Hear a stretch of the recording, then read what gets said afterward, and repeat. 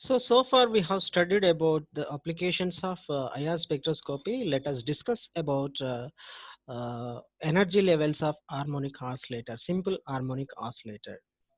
Because the chemical bond present between two atoms or a covalent bond is considered as a simple its properties as simple harmonic oscillator. If you have good idea, if you have good understanding regarding to the properties of simple harmonic oscillator, so that it would be easier to us to study about the bond strength and absorption wave number values of a single covalent bond, even double triple covalent bonds also, right?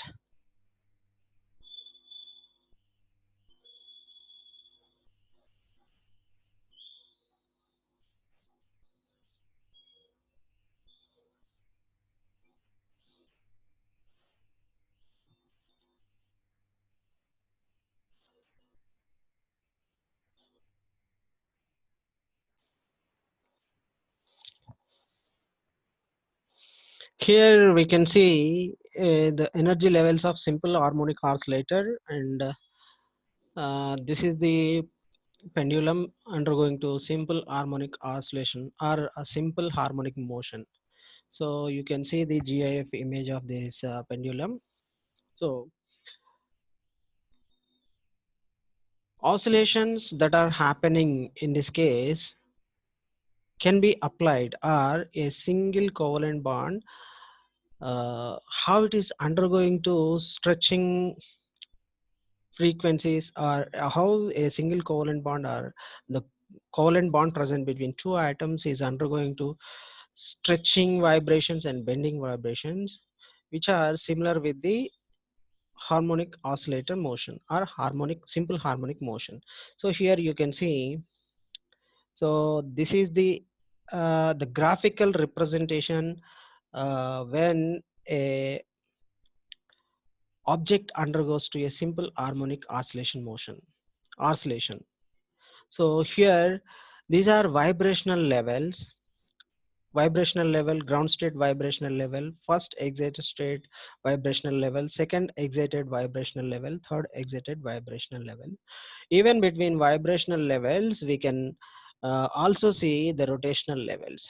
So to say, in between electronic levels, in a, according to classical theory, to explain about the uh, arrangement of energy levels in a molecule, first there will be electronic levels.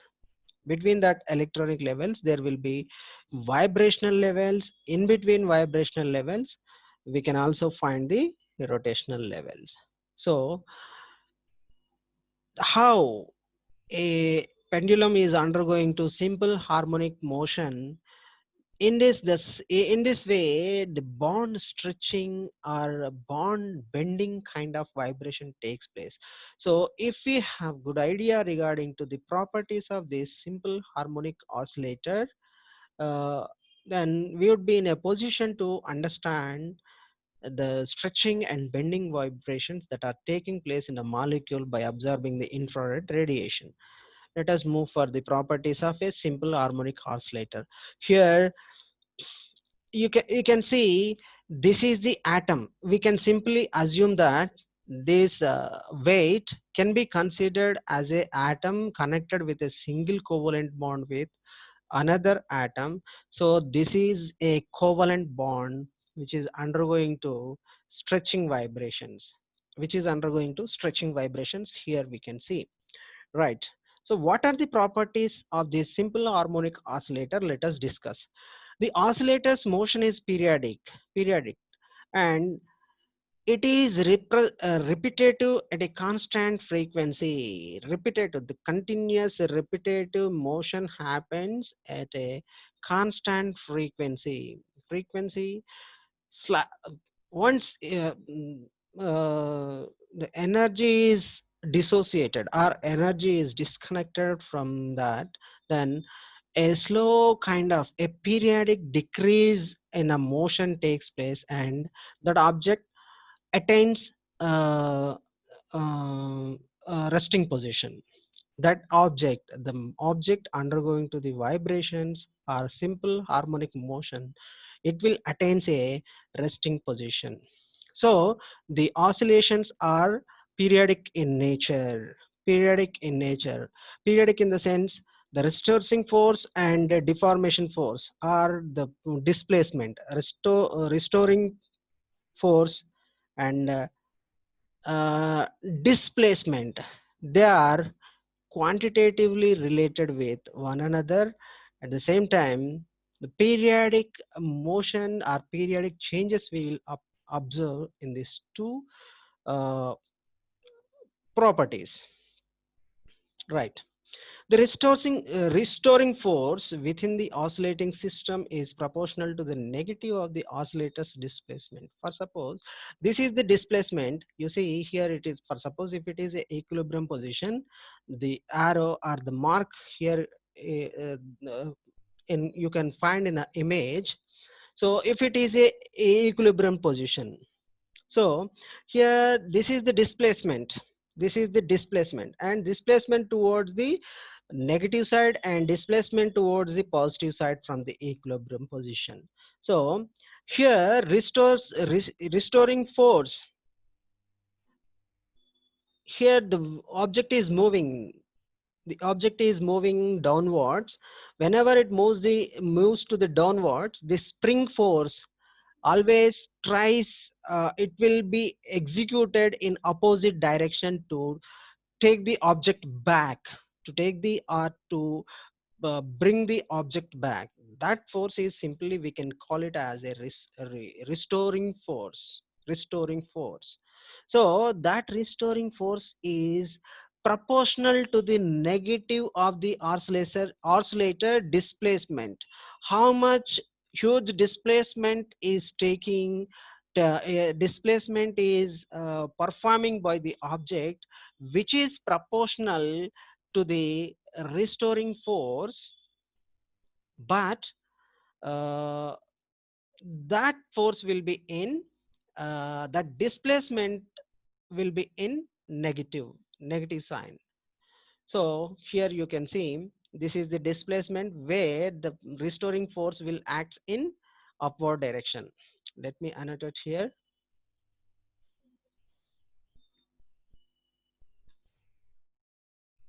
See, this is the restoring force direction.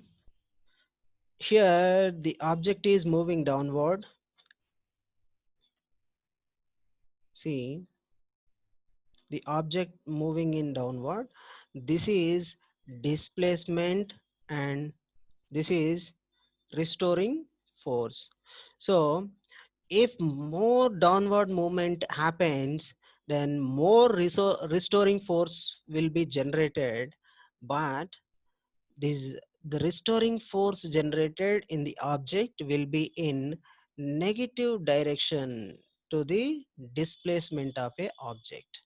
So this is the point that we have discussed here, that there is a restoring force within the oscillating system. This is the system undergoing to the oscillations, simple harmonic oscillations. So the restoring force is proportional to the negative of the oscillator displacement and acts to restore it to equilibrium. So here it is the equilibrium. After some extent, sometime the object undergoes to a resting condition, or it will be stopped at its equilibrium position. At its equilibrium position, right?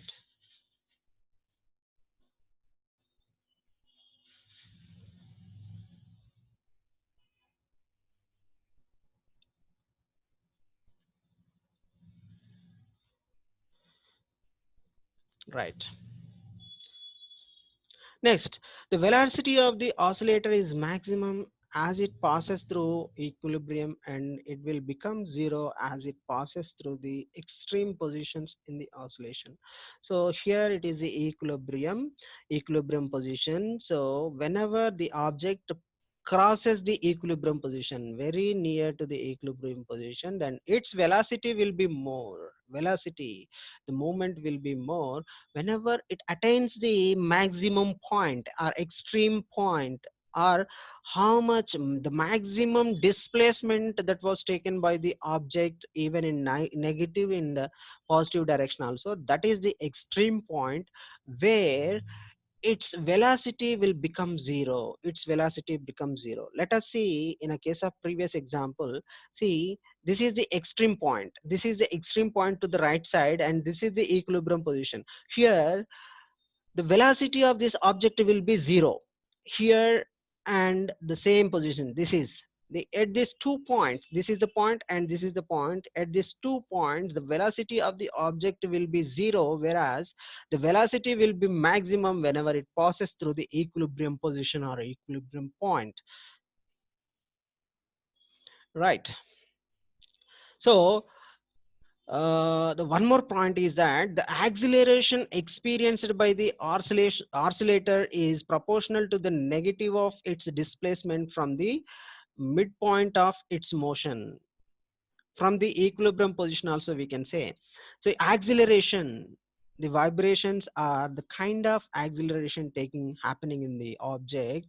It is directly proportional to the negative of displacement from the midpoint of the motion. So acceleration will be more whenever it moving in a opposite direction. The object is moving in a object opposite direction.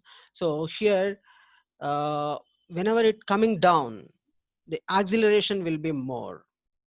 Okay, so these are the basic information, the basic point that we have to have an idea regarding to uh, this harmonic oscillator, which is the object which is undergoing to the harmonic oscillator. So exactly these things, these properties are applicable to a covalent bond between atoms which is undergoing to which is undergoing to stretching vibrations. There are two kinds of stretching vibration, that symmetric stretching and asymmetric stretching, that we will discuss in coming slides.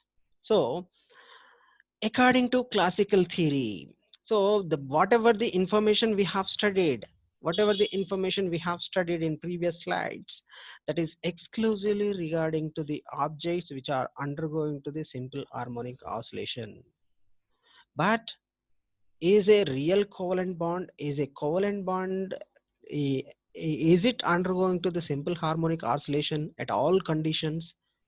Whether there are some other movements, there are some other deformations, or there are some other variations for a single covalent bond to participate in simple harmonic oscillation. Let us discuss about them, but here let us have some more discussion regarding to the energy levels of simple harmonic oscillator. Here you can see this is the singlet excited state and singlet ground state. Here potential energy diagram or potential energy level we can see. This is the ground state electronic level, and this is the first excited state electronic level. The lines which are indicated in uh, thick, are the thick lines, they are the electronic levels present in the molecule. And we can also see these are the narrow lines, or the lines without thickness. They will represent the vibrational levels in a molecule. The lines indicated with dots or dotted lines, uh, they will give the information regarding to vibrational levels. So if a molecule, if a molecule undergoing to a electron transition, or if a molecule undergoing to the activation, electron activation, so that that electronic activation, or the electron present at singlet ground state is undergoing to the excitation to the first singlet excited state. So this electron activation or electron transition accompanies vibrational transition, even rotational transition also. Got it? Because of that reason, the bands in UV visible spectroscopy are more wider. But in a case of IR spectroscopy, the bands are narrow, the bandwidth will be less. It is because only you can see this is the electron transition, this is the vibrational and rotational transition. This is the rotational transition. Whenever the molecule undergoing to a vibrational change or vibrational transition, so that the vibrational transition will also accompanies it, it will also include the rotational transition. Because of that reason, rotational transition or rotational changes, the change between rotational levels will also happens in the molecule. So this is the information regarding to energy levels of simple harmonic oscillator. So what we have discussed here, generally according to classical theory, to explain the theory present behind IR spectroscopy, there will be electronic levels, ground state electronic level, first, second, and third, and electronic level.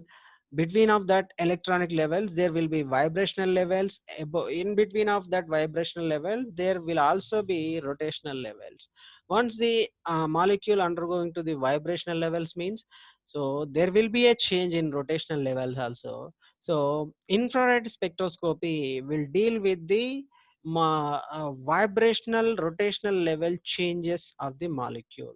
So whenever the molecule gain the energy from infrared region of radiation, so that they will undergoes to the vibrational changes as well as rotational changes also.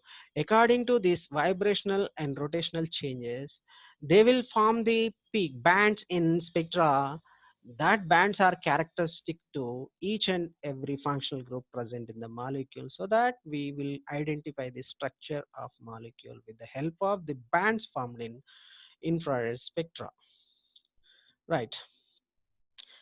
Okay, we have been discussing about the infrared spectroscopy, that whenever the molecule taking the energy from infrared source, infrared region of light, that is undergoing to the vibration. The molecule is undergoing to the vibration. Is it the complete molecule, or the bond present between the two atoms of the molecule? Let us discuss about these things clearly. Let us have an idea, have a discussion regarding to molecular vibration. What is actually the vibration is? Let us discuss about it. Right. Any change in a shape of the molecule. Any change in the shape of the molecule means shape which will be determined by the arrangement of atoms or group of atoms around the central atom of the molecule. The structure, the shape, what kind of shape that molecule contain. For suppose ammonia molecule, if we take, the molecule contain the pyramid shape, where the central atom will be the nitrogen atom, and like three legs to a solid support, the three hydrogens will be situated around the nitrogen atom in a bottom plane, whereas in a top plane a lone pair electron will be situated. So it would be like pyramid. Even if we take one more example, that is water, it contain angular shape. So we will find, let me write the structure here.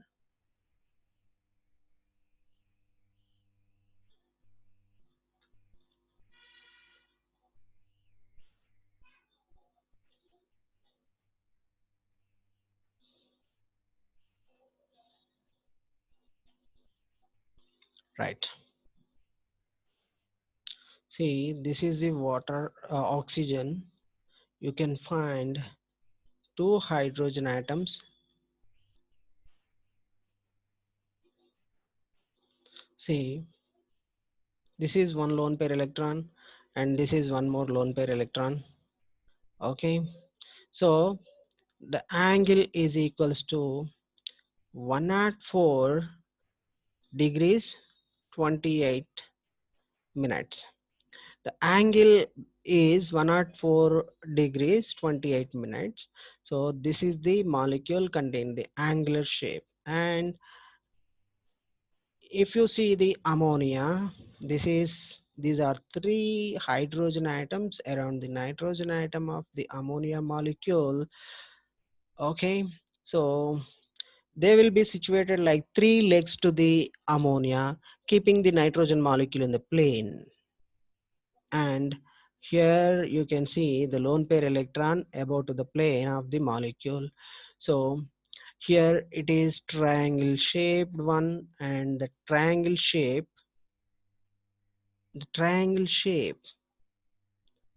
is resting with three legs. And if you extend a line to this three edges, then we will get a pyramid shape. So shape is determined by the uh,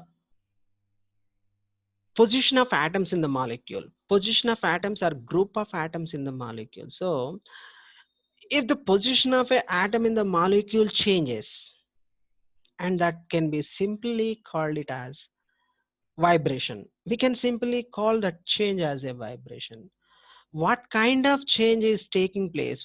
How the atom is moving? Is it moving closer to other atom in the molecule, or is it moving away from the same atom? And what kind of changes that is happening in the molecule due to that movement?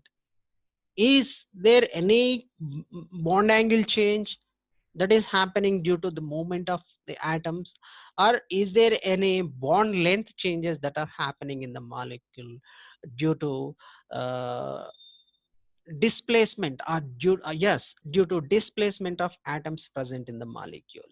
That can be uh, call it as, yeah, that are simply vibrations. Any change in a shape of a molecule, stretching of bonds, it's not a band is the peak we will find in IR and UV visible spectroscopy. Bond is a chemical bond electrostatic interaction between two atoms by sharing the electrons.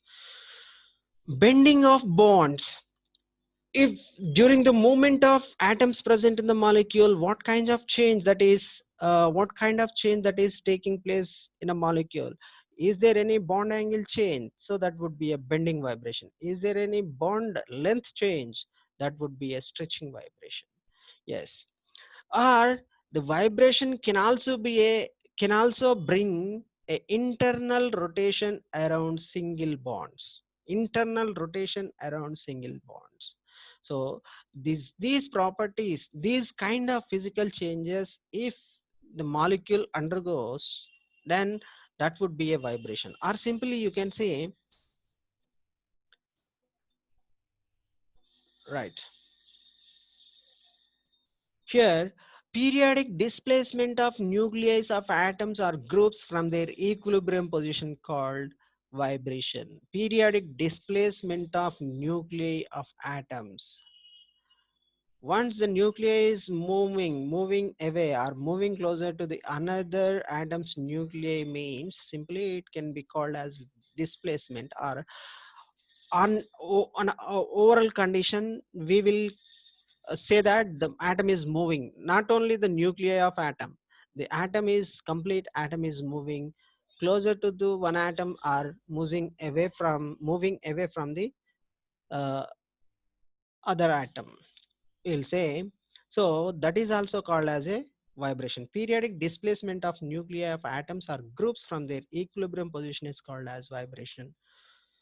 What vibrations change the dipole momentum of a molecule? What is dipole momentum? Why there is a need to discuss about this dipole momentum? Where from the dipole momentum is interrelated? Why the dipole momentum discussion is needed here? In a case of vibrational changes that are happening in the molecule, let us discuss. Simply, the dipole momentum is the property of polar molecule. molecules based on their electronegativity difference based on the electronegativity difference present between the atom, they are classified into two categories. uh, they are non-polar molecules and polar molecules. Non-polar molecules are supposed to say uh, mm, hydrocarbons. Hydrocarbons in the sense methane, ethane, propane, butane, pentane, hexane, heptane, octane, nonane, decane, undecane, dodecane. If you go on saying number of examples, you can say number of examples. You can say petrol is a isooctane is a non-polar molecule. Isooctane is a non-polar molecule. What is the polarity? First of all, what is the polarity? How we will say, or how we will find a molecule as a polar one, so that it will contain the dipole momentum. Let us see. Electronegativity is a basic property contained by the every atom that we have to discuss in this case. Electronegativity is a property of atom whenever it bonded with the another atom. So how strongly or how interesting, how uh, likely that atom's nuclei is absorbing the bonded electrons towards it. That is that property is called as electronegativity. Whenever a atom bonded with another atom,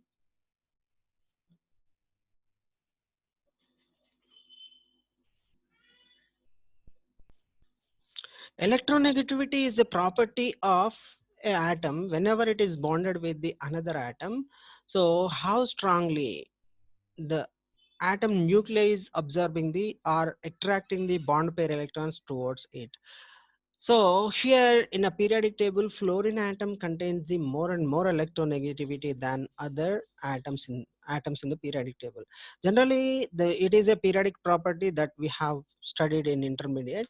Whenever, the complete elements, atoms, they are we have 118 atoms or 118 elements in the periodic table. They are arranged in a systematic order, filling them into rows and columns. So columns are groups, rows are periods, right? So as we move from left to right in a period, from alkali metals to the zero group elements, left alkali metals, right side zero group elements are noble gases, inert gases. So as we move from alkali metal to noble gas in a respective period, the electronegativity value increases. Electronegativity increases because it is due to increase in the number of protons in the nuclei of atom. For suppose if you take sodium, magnesium, aluminum, uh, that after next fourth group element. So sodium, magnesium, aluminum, silicon, phosphorus, sulfur, chlorine, argon. So these are the elements present in second period. So sodium, third period actually. So sodium contains the less electronegativity value, whereas fluorine contains the more electronegativity value, because chlorine contains the 17 protons in its nuclei, and once the number of protons increases in the nuclei of atom, so positive charge density will increase. That positive charged nuclei strongly attracts the electrons, are strongly uh, absorb the electrons towards themselves, towards the nuclei, so that what happens, the size decreases, size of the atom decreases. Once the size of atom is less, the electronegativity will be more, so this is the electronegativity. So once the electronegativity difference is more than zero point 0.5 in a covalent bond, then that covalent bond will be a polar covalent bond. Such type of polar covalent bonds containing molecules are called as polar molecules. That polar molecule, they will contain the dipole momentum. Dipole momentum in the sense the molecule having unequal positive and negative charges on the atom. So but the electron density will be slightly more quantity, little more quantity of electron density slightly will be situated at one side of the molecule, and the electron density slightly less at another side of the molecule. That kind of situation arises, then the molecule will be a polar one. The property that the kind of property that kind of situation arises, then we'll say that the molecule will be with some dipole momentum. Definitely the molecule contains the dipole moment. Dipole moment is a molecule's property whenever it contains the unequal electronegativities containing atoms in it. Hydrogen fluoride. Hydrogen fluoride or hydrofluoric acid is a molecule. Hydrogen atoms electronegativity is 2.1, whereas fluorine atoms electronegativity is 4.0. So electronegativity difference is 1.9. Highly polar molecule, that is highly polar molecule. Similarly, methyl fluoride, if you take methyl fluoride CH3F, so the carbon fluorine atom covalent bonds electronegativity difference is 1.5, because carbon atoms electronegativity is 2.5, whereas fluorine atoms electronegativity is 4.0. So that electronegativity difference is 1.5, a highly polar covalent bond, so that molecule contains the dipole momentum. So electronegativity or electrons will be more electron density will be situated towards the fluorine atom, so that it will get the partial negative charge in it.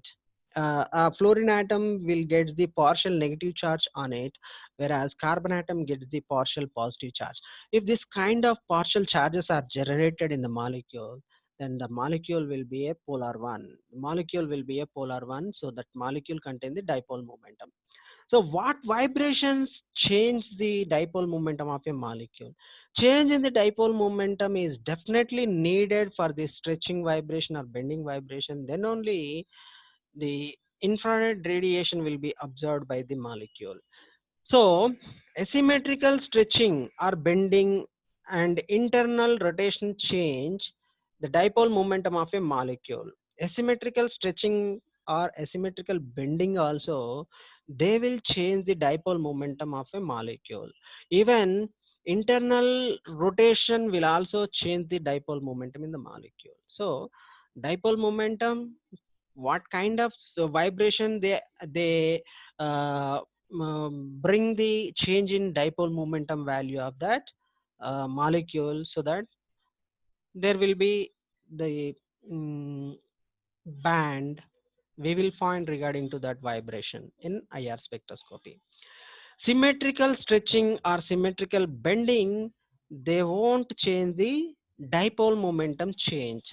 There will be no change in dipole momentum once the molecule undergoes to a symmetrical stretching or symmetrical bending. Let us discuss about what is that symmetrical stretching, how it happens, and symmetrical bending. Asymmetrical stretching and asymmetrical bending, let us discuss in coming slides. Right. Let us have few more discussion regarding to molecular vibration. How much movement occurs in the vibration of a carbon-carbon bond? For example, if a carbon-carbon bond is with 154 picometers distance bond length, then there will be a 10 more picometers stretching in that carbon-carbon single covalent bond. We can expect 10 picometers stretching between the carbon-carbon atoms, or the covalent bond, single covalent bond can stretch 10 more picometers. Means the nuclear attraction force will not be subsided, or nuclear attraction force will be active if a molecule undergoes to the stretching vibration for 10 more picometers also. For a carbon single bond carbon bond with a bond length of 154 picometer, the vibration is about 10 picometers. Vibration is about 10 picometers. 1 picometer is equals to 10 to the power of minus 12 meters. So 1000 times smaller compared to the nanometer, and million times smaller compared to the micrometer, and billion times smaller is a picometer compared to the millimeter. Even trillion times smaller. A picometer is trillion times smaller compared to the object which is having the diameter equals to 1 meter size. Yes, this is the stretching vibration. And what about the bending vibration? See, a carbon carbon carbon bond angle, a change of 4 degrees is typical. This moves a carbon atom about 10 picometers.